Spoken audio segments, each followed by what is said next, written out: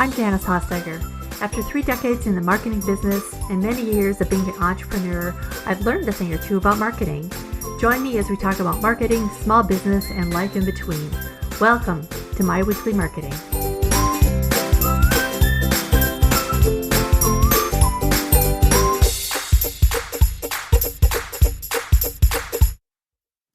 In my work with mostly service-based businesses, one issue shows up again and again. Any thoughts about what that is? Did you guess social media? If so, you would be absolutely right. And why should it be so hard, right? I mean, we all use social media and we know what we like and what we don't like. So why is it so hard to do it for our businesses? That is why I wanted to have Peg Fitzpatrick on my show. Peg is a social media strategist and a general all-around social media expert. She co-authored the book, The Art of Social Media, Power Tips for Power Users with Guy Kawasaki, and now is debuting her own solo book, The Art of Small Business Social Media, a Blueprint for Marketing Success. Her big message? Social media that sells isn't magic, it's strategy. So, like everyone else in business, I'm always looking to learn more about the ever-changing world of social media. So listen today to my conversation with Peg, where we talk in depth about social media strategy, ROI, and some other common questions I get from clients about social media. Here's my conversation with Peg. Hey, Peg, thanks for joining me today. Thank you for having me. So tell me a little bit, before we dive into all the good things you get to share with us today, tell me a little bit about how you started focusing on social media and what's your story? What led up to this? So, I worked in traditional marketing before there even was social media. So, I had done regular marketing. And then when social media came around, I was immediately interested in it. This is when Facebook pages just were starting. And my husband works for a German company, and the German executives were over in the United States.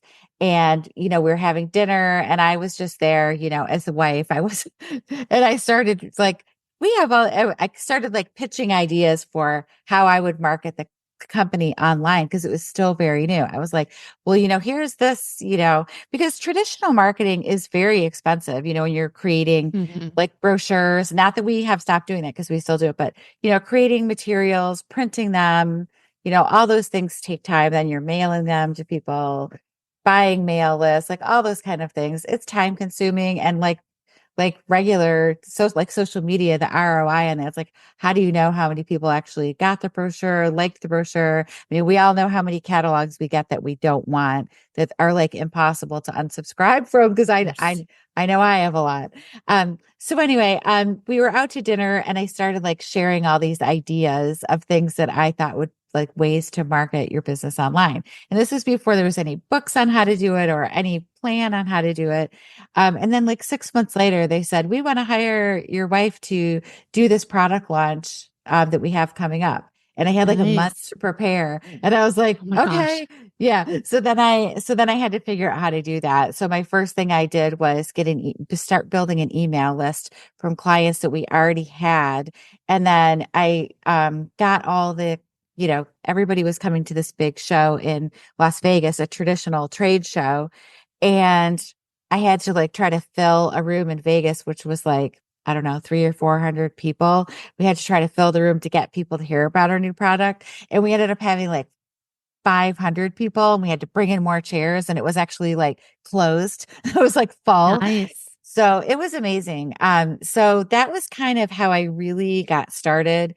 And then I've just worked in social media ever since then. At the time, I worked like part time for that company. So then I did other things. And I always say, like, I accidentally built my own social following because I was always testing everything out on my own accounts, because you don't want to test it on your client's accounts. So you got to like, how does this work? How do I do this? So I would do those things on my own account. And then I did build up my own personal brand. And as I was going along and learning, I started blogging. So I've been blogging since like 2010. And so that's, it just went from there. I'm still learning how to do things and teaching people how to do it.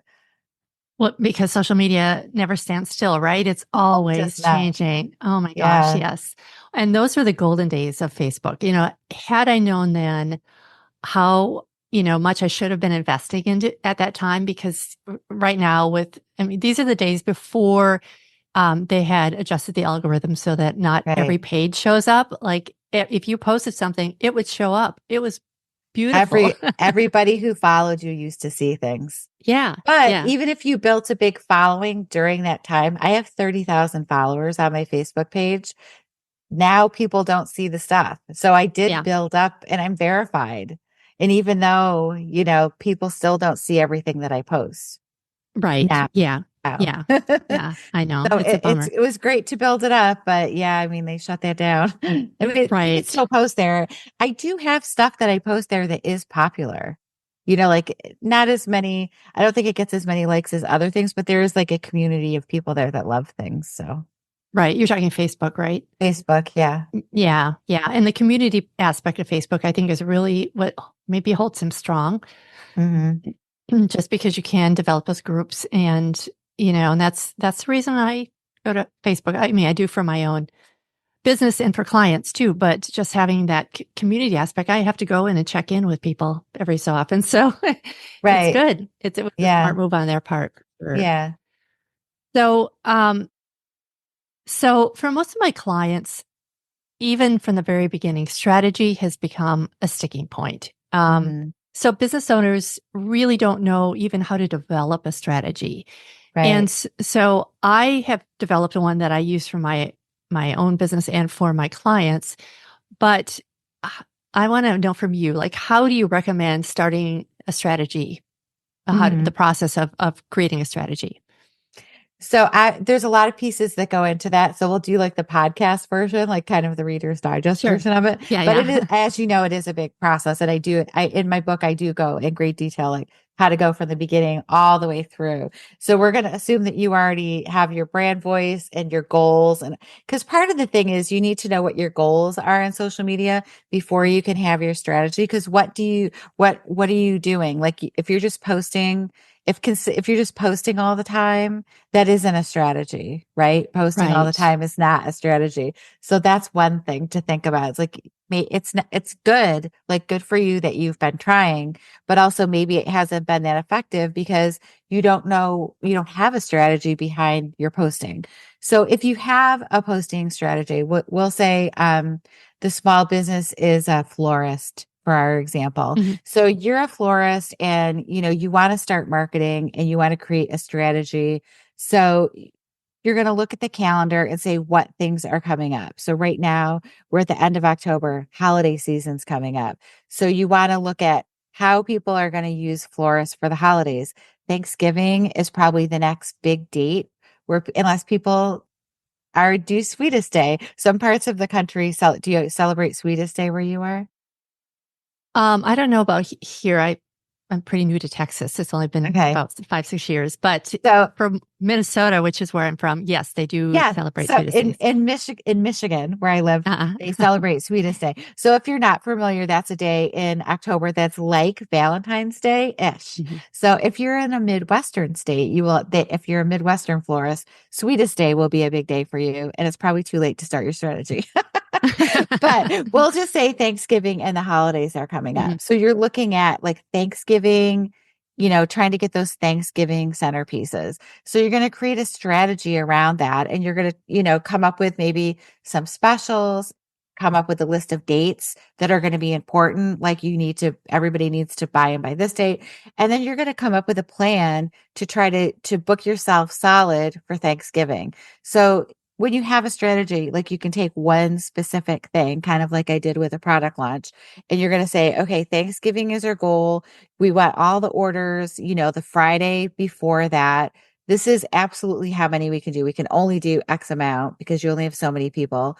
Because there's a lot of work that goes into floral arrangements. I mean, they have to know how many things to order. There's a lot of Right. planning that goes into it.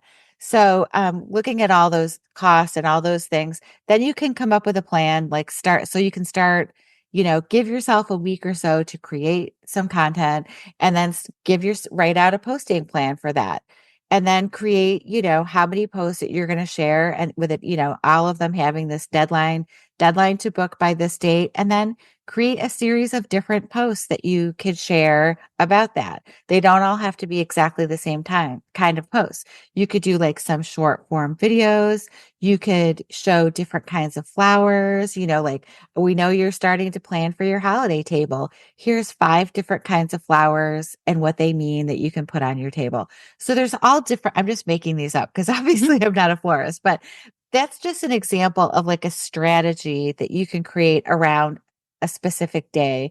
Obviously, a lot of small businesses plan around Black Friday because it's such a huge shopping day. And if, small business owners at this point, we're competing against the biggest of the big Mm. budgets, Mhm. right? Because Black Friday money is huge money in the United States. So a good way to go about that would be maybe get together with some other small businesses that are in your area. So say you're in a downtown area, get together and all create campaigns where you're tying into shop local for Black Friday and have like special things. Maybe do like a little like some kind of thing where you could create like a little punch card or sticker thing that you could make a card and, go around to all of them and get a discount on something. Like create a way that you could convince people to shop local and come to your shop on Friday. So those are kind of ideas of specific strategies for like events or dates. And Right. then, obviously there's bigger overreaching ones too, where you have your whole big brand strategy, but things change so much in social media and how things work online. It's hard to create like a year long plan. You Mm. can create an outline, but then things change. Like you might have, short form videos, everything and that could change. So you can't have that kind of plan, but you can create like an outline for the quarters and maybe for the half a year. Um, that's the way I look at them. Okay. So that's interesting because I'm wondering if I'm doing some things wrong No, with I'm my sure you're strategies. not. Well, because I think what you were talking about really is focusing on sales.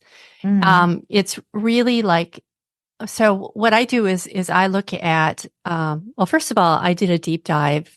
This is a couple months ago, and I really looked, this was Instagram I focused on, but I really looked at what was going viral mhm. and what was not. Yep. And the commonality, the thing that I found that was consistent was that the things that went viral were mostly related to some sort of emotion. So Mhm. it could have been something that was funny, something that was profound, something that was, it just would hit you in the heart kind of thing. Right. Um, but virality, as you know, isn't really Yeah, that necessarily that it. can't be your strategy, but Right.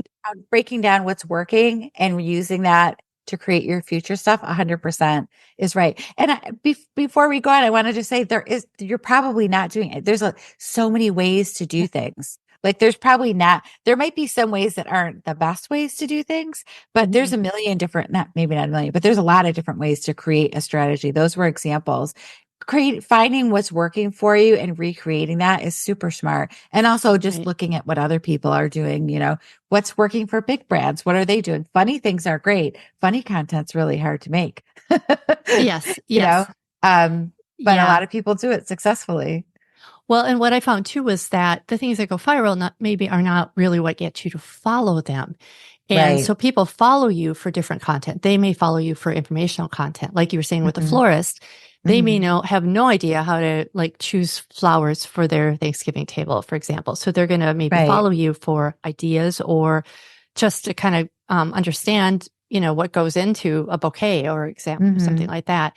Hmm. Um, and then the other thing I was focusing on for my clients is that know, like, and trust factor, Yep. because really just behind the scenes, getting people to know you and to connect with you, because sometimes I think you kind of do connect with people that you follow on social media, right? You feel like Yep. you know them, even though Yeah. you don't necessarily have maybe have never met them, kind of thing. Right. I So think I've been, it's a parasocial relationship where you get to know someone and you know their voice and you love their yeah. content and you really do get to like what you like them, you care what they're doing and you trust what they say. So you're following someone over and over again. And then when they're sharing something that they like, you're like, I want to try that out, or that book sounds amazing. Like you trust, you read a book that somebody recommended, and then you're like, I'm going to definitely follow them because they read the same kind of things that I like.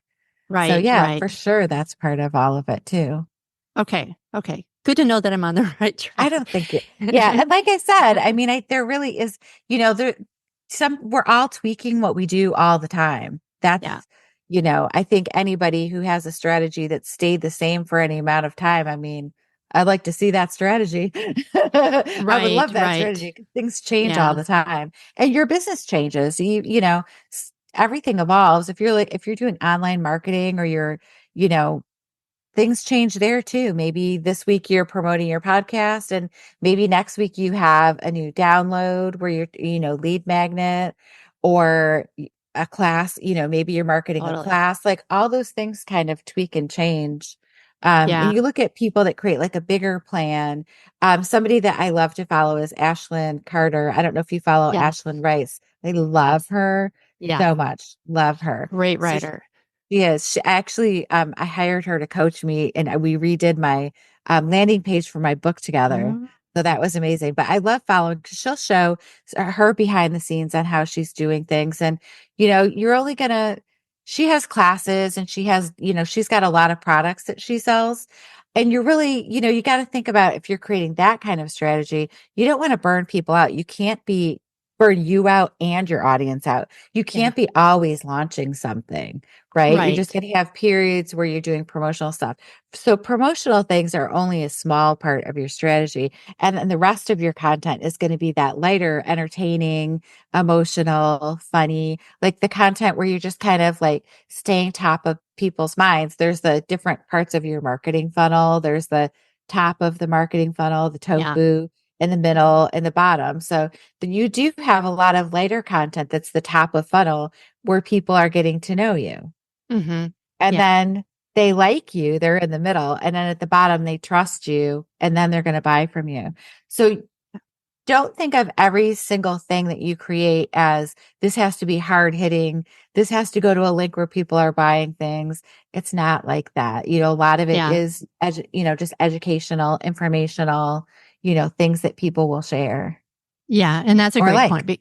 Right. Because you will burn people out if if you're constantly pushing your product or, Mhm. it's sell, sell, sell. People are going to unfollow you for sure.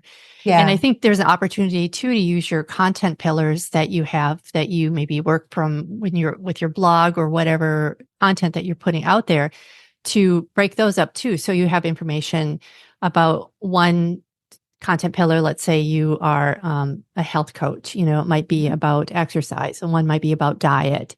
One might be about um, what's left. I don't know. Well, it's just wellness, like Vitamins. Yes. self-care. Yeah. So, I mean, I think breaking that apart too is helpful. So I think that's where I've had the best luck working with clients is that because if you just go in and just stare at your page and say, oh, what should I post today? I mean, that is the worst kind of pressure. Yeah.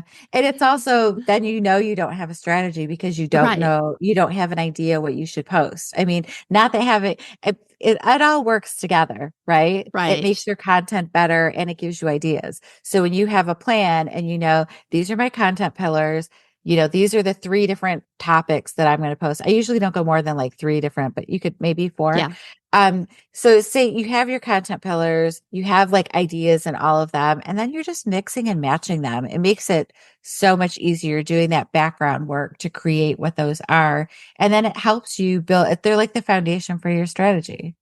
right, right. I think the thing that I struggle with too is finding time. Now I'm thinking, um, Instagram here is, Mhm. and I guess also Facebook is creating time to do the videos. Do Mm. you have suggestions do you batch them or how do you determine what should be a reel, what should be, uh, just, carousel post or an image post? Do you mix them up? What do you recommend in terms of different I types of I content? do mix them up. I know reels take the longest to do, and we all know that short form video takes longer. Even when you're creating just a short video, they're time consuming. Yeah. So I do batch process things, and Static images don't do very well for me, but every once in a while I still do post them. So right now I'm kind of shooting for one carousel a week if I can create a good one. And then I'm doing reels for most of my other things and stories. So Mhm. for reels right now, I have like the world record for me of scheduled things. I think I have 9 reels that are done and planned. That's like a world Wow. record for me because it is time consuming. And then you want to make sure Mhm. that you're doing things. So my plan is to keep going with that. So, there's quite a few people that have like little communities where you can join like a monthly club kind of thing. And then they send you ideas. I don't Mm. know if you've seen any people that are doing that, but there's Mm. a couple people that I've seen that have different reels ideas. So they send you, like, you pay 25 or $30 a month, and then they send you a bunch of ideas. They'll send you like trending content. Who else? I'm on an email list where I get when they send it out. There's a couple people that I know that I'm on their email list that they send out, like, these are trending sounds right now. So one thing that I Mm. like to do is when I'm on Instagram, Yeah. I look around and if I see reels that I like the sounds on, I make sure that I save the audio for them or save the template. Mhm. Instagram templates are so good if you find one that you like. So just save things that you might use if you're definitely going to be making things. Save sounds and audios because that saves you some time later. So I do like to come up with ideas for things, then I film them, then I put the text together, and then I try to schedule it. It is very time consuming, but I feel like batch processing them makes that easier. And I tend to do the same thing when I'm creating. I always do like the graphics or the video first, then I do I mean, I have the idea for it, obviously. Then I do the text for it. Then I'm putting everything together. It's a process, right? It is. It is. Yeah. Somebody recommended to me too, just doing a whole bunch of B-roll footage and putting Yep. text on top of that. But I Yes. find that that's even, for me, that's even harder because I feel like somebody else has to hold the phone. And or I suppose I could put just up on a You, tripod. But there are a yeah. couple of people too. There's a on Andrea Jones, online Drea, has a really great short class on filming your own B-roll. I also Okay. struggled with that too. It feels very weird to film yourself or to set up your camera and film it. I actually, for the stuff that I'm using on my Instagram right now, I did a photo shoot for my book cover. And when I was doing photos, I had her do B-roll for me. So I have like maybe 10 or 12 different little videos in there, and I'm remixing those. You can use the clips a whole bunch of times and remix them in different ways, put Mm, different text on them. So you don't need a huge amount. I'm not as good as other people. Katie Stickley, I believe, is the person I'm thinking of too. mm, She mm, has she's a YouTuber, and she has a really great video on how to film yourself doing B-roll. And she explains how to do like close up, middle range, and far away, using just a stand and doing it by yourself. So it's doable. And there's ways that you can like look up some people to learn how to do it by either taking a little class or just finding some people that have already created videos on how to do it. TikTok and YouTube are great for tutorials on like how to do it. So filming your B-roll for me was also challenging. I do have some. I haven't really successfully filmed them myself as much as I wanted, but mhm. I do want to do more, but it is a way to then you don't have to, again, it gives you tools, it gives you like pieces to put the puzzle together faster. So Right. if you had a good stash, I should challenge myself just to do some too. But it's weird to like be walking around in your town with your camera out and Yes. just like I actually did do some in downtown, and I don't even think I used it all because it's like you're just walking around. Like, I live in a small town in New England, so people are like, who does she think she is, like, out with her, but whatever, if It's we just part of our world now, right? Yeah. yeah, if you were in LA, nobody thinks twice about it. Right. That Everybody is around true. there is filming, and people go there just to do photos and videos because it's so beautiful. And Right, it's always right. sunny and warm. So, So do you do your own social media? Like, do you yeah, post it all and do all the graphics? I do. I do Okay. everything. Right now, I was just thinking to myself this morning, That would be a great time to have an assistant, but it's just me. Yeah, that's another podcast, but I could certainly Yeah. recommend that. But yeah, so I do have somebody that's helping me with it. But even that I find challenging because she doesn't really do the strategy and she doesn't, I mean, she'll create graphics, but obviously can't videotape me because she's works remotely. So Right. it's just a matter of me doing my part and getting it done. But, Mhm. it is. I'll figure it out. I just have been If a little if lax you lately. filmed a bunch of if you did do a bunch of B-roll, she could put those Yes. together for you Yes. in Canva templates. You could have Canva templates that you could just do the text overlay for. Yeah. So that would, I think if you got you if you practiced and did it, you probably could do it, but it just takes a little bit more planning, obviously, right? Yeah. Yeah. And intention. And I think part of it is too, is that, I have clients, I'm doing a million things at once all the time. And this Yep. requires me to, okay, change clothes, Yep. um, go to a place, maybe it's just my kitchen, but it's going somewhere else out of my office most of the time and just being really intentional about doing it. Yep. And for me, because, I'm so busy that my kitchen looks a mess half the time. So I have to go in and clean off the island and, get everything looking Yep. nice before, which is, I mean, that's a whole nother topic, whether or not it's Yep. Instagrammable or not. But yeah, so I think it really, it's important. I know it's important. I tell my clients it's important, but somehow Yep. it falls between the cracks for me. So Yeah. anyway, we'll figure it out. But that kind of Yeah. leads into my It next question. I Oh, go think ahead. that's common too. I think that is common, Yeah. you know. Yeah. Like cobbler's And especially for people who shoes. are working with clients, you do your own stuff last and then you're kind Yeah. of creatively burnt out. Then you're like, I need to get camera ready. Just the getting camera ready. So every time I'm recording a podcast, because podcasts are never just audio. None of them have been audio only. Everything has been on camera. So it's like you're doing your hair, you're doing your makeup. Since I'm already going to be on camera, I will record stuff and take photos.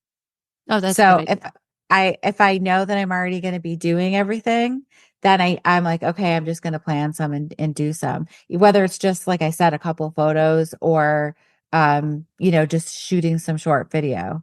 I always combine it with that because I'm already ready. It Yeah. makes it a little easier. Right. Good idea. So you have your phone set up on a tripod right now, videotaping?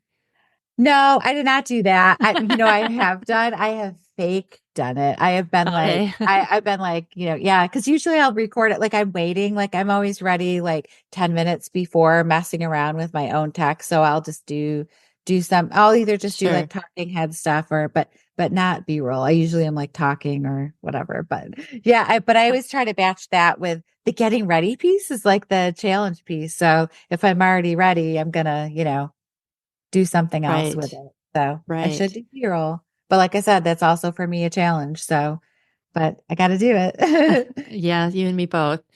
Okay. I would say since day one of doing social media for clients, the biggest pushback I got was usually from like a CEO level person, and it involved, it's going to take me time. It's going to cost money. Yeah. What's the ROI on social media? And how do you respond to that? And how do you determine how to measure, how much you're getting back? And I know that there are programs that are usually kind of out of reach for most smaller businesses because of their cost. But how do you determine the ROI of social media? That's such a big question. And that has been around since the very, very beginning. And I think it is going to take time and it does take money. Um, But I think you're building brand awareness and you're building up your online reputation. And if you're not doing it, it's being built without your say in it, Yes. or it's not being built at all. So if you're that local florist and you're somebody who said, I don't have time for social media, I'm a florist and that's what I'm going to do. Okay, fine. But when somebody Googles, florist near me, you're not going to pop up because you have no online presence. Maybe you will, but maybe you won't. And maybe the only thing that's going to be there is something that somebody else put there. So it's really important to create what you want people to know about you. So if you're that small business owner, You need to go claim your Yelp page and claim your Google page Hmm. and hopefully have a website. And then you're going to have your hours and what kind of things you offer and all that kind of stuff. Because if you're not, people will still be looking for flowers, but if they can't find you, they're not going to use your business. And that was in particular, where I am located during the pandemic, we had florists close because they didn't have any online presence at all. They were the most beautiful, best florists in our downtown. Um, had no online presence. They were a very long-standing business. They never wanted a website. They didn't want to do any of it. It just wasn't something they wanted to do. And then during the pandemic, they kept being closed and then open, and their hours were never the same, which happened to a lot of businesses, but they had no way to let people know. So they're just putting a sign up, closed today and tomorrow. And eventually people just got sick of going to see if they were Right. open. Like, people aren't going to keep going to see if you're open. You know what I mean? They want to just look online now more than ever. They want to just be able to say, look online and see this business is open Monday through Saturday from this hour to this hour, because they don't want to go out to that place unless it's open. So it's really important, you know, to build your own presence online, whether you're a small business owner, a personal brand, or a coach, or whatever you are. You have to be, creating that for yourself. So the ROI is very hard to track. It's not like you can specifically track a dollar amount unless you're creating a code, a link that's trackable that you're saving. And then, then you're doing how many links, or if you have a promo code and you're giving people, a promo code for this amount off. But it's the same, like I kind of mentioned before, with traditional marketing, when people are mailing things out or mailing postcards out or putting your name in the shopper. You can't really judge those either. Marketing Hmm. is Yeah. marketing is not sales. That's something that my husband and I talk about all the time, because Mm, he is sales and I am marketing. So we have a different mindset on things. And you have to remember that marketing is not sales. right. So it's a totally different mindset. So even though the executives want to know what the ROI of all this is, it's not as cut and dry as that. And it's more about building the brand awareness and the name recognition and the like, know, and trust factor so people shop with you, than it is a specific, you're going to make this much money from it, because it's not sales.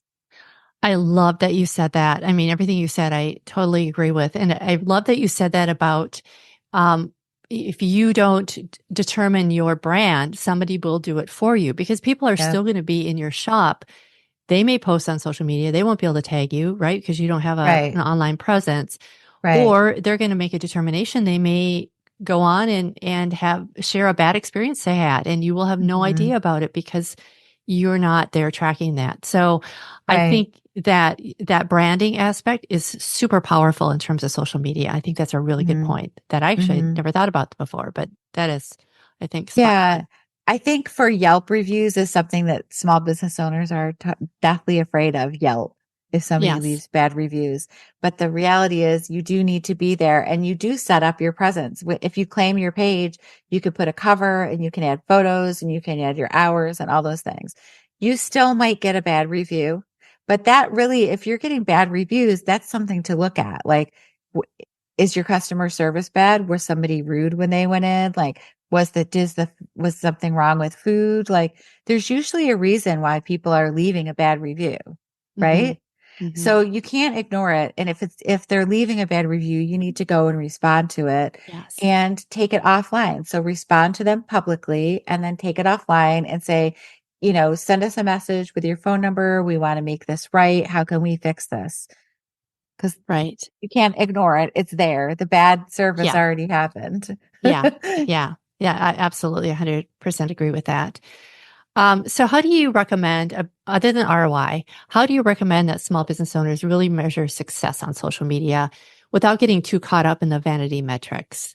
Right. So the follower count is not as important as for small businesses. If you're a small local business, your goal is not to go viral and have tens of thousands of followers. That's not what you need. If you're a local florist, you just need to build a community of people who are interested in what you're creating and who will be your customers. So you would connect with other small business owners, you would follow their accounts, they would follow your accounts because you're neighbors and they're not really your competition, they're your community of people. And gosh, I lost what the beginning of that question was. Can you repeat it? Oh, I was it like in the just, middle of talking. Oh, the how do you, ROI. not the ROI necessarily, but how do you measure success without Oh, getting measure the caught up in right. the vanity metrics part of it? Yeah. Right. So don't worry so much about how many people are following you. You want the right people to be following you. So if you like the brand that I manage, it's not even possible to have tens and thousands of customers following us because there aren't that many in our whole industry. It's a small industry. So we have like 1,000 people that follow us, but they are all customers.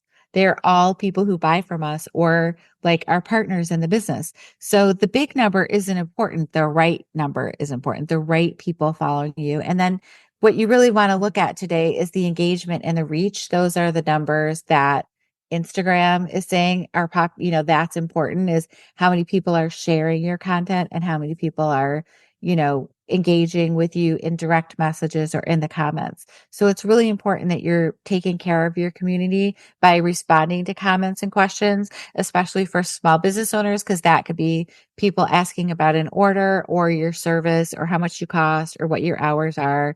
So it's important to monitor your direct messages and your comments to build the community and the engagement that will get you more reach, which those are the things that they tell us to look at right now. Right. And Instagram keeps track of that too. So Yeah. if you're communicating with your clients via DMs, then that's going to help you theoretically in the algorithm too. So the more people Right. that you engage with, the more active you are, it's always going to benefit you in terms of just being on that platform as well, not just in Right. terms of customer service, Right. but And since you're a business, you should, of course, have a professional account. Sometimes people don't. You should absolutely have a professional account. And then you have analytics where you can go in and see, how past posts did. So see if something was popular. Sometimes, you create something that you think is amazing and it just doesn't do well.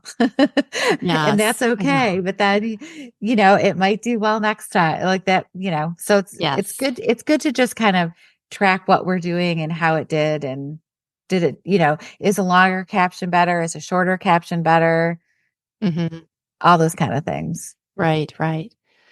Okay, great. Well, so there's one thing I like to include on in all my podcasts is I want my listeners to take action. So Mhm. is there something that you feel like or that you see that maybe business owners tend not to do that you feel like should get to their top of their social media list that they should start doing? I know it's hard to generalize, but I just think one place that small business owners kind of forget about is that LinkedIn is really important. So mm, LinkedIn is a great place to connect with local people and other people that are around you, whether it's like Chamber of Commerce people or just they could possibly be customers. So make sure that you have your own personal profile as the business owner set up. So you might think, I'm not looking for a job. Why would I want to be on LinkedIn? But that's why. And also you can learn a lot of things on LinkedIn you could be in a group of other small business owners where you could talk to them about what they're doing and what's working for them. So it's a great networking place. But I think small business owners sometimes forget that people like to see who's behind the logo and the brand because it's a small business mhm. owner and you like to just see, it's not that you have to post on your business account you all the time because you shouldn't, but LinkedIn is a great place that people go and connect and network. So I think it's a great place to like build your community of people who do what you do. They could be customers, but also they could be peers. And as a small business owner, it's important to have peers because you're the only one in your business doing what you're doing, running the business, and there's always a lot to learn there too. Yes. And in terms of collaboration too, I mean, really looking at people that maybe share the same audience as you do, but can maybe get together with you I don't know, put on a promotion of some sort, or just having that community in place is important too. So I love that you said that Yeah. about LinkedIn. I tend to Yeah. neglect my LinkedIn, a little bit too, Yeah. but yeah, you're absolutely right. It's a great, undervalued platform, I would say, for sure. Yeah. For people who already have a job, I think people don't think Yes. about it, but it is still Yes. great. Yeah, It's great networking. totally. Yeah. Great. Peg, how can people find out more about you and your book? I have a website, pegfitzpatrick.com. I have a lot of blog content on there. I'm on all my socials are at Peg Fitzpatrick, and my book, The Art of Small Business Social Media, a blueprint for marketing success, will be out in November. It's on pre-order right now. So if you're listening, please check it out wherever you like to get your books. If you want to learn more about marketing strategy and how to build your brand from the beginning to the very end, I've got it all in there. Oh, that sounds awesome. Thank you so much, Peg. I appreciate you sharing all your wisdom and your tips with us today. Thank you for having me on your show. Lots of good stuff, right? To learn more about anything we talked about today, head on over to our show notes page at myweeklymarketing.com/79. I'm also looking forward to picking up Peg's new book, The Art of Small Business Social Media, when it's released on November 19th, 2024. Thanks so much for joining me today. As always, if you found this helpful, please leave a review on your podcast platform of choice. I read and appreciate every one of them. Thank you again. See you next time. Bye for now.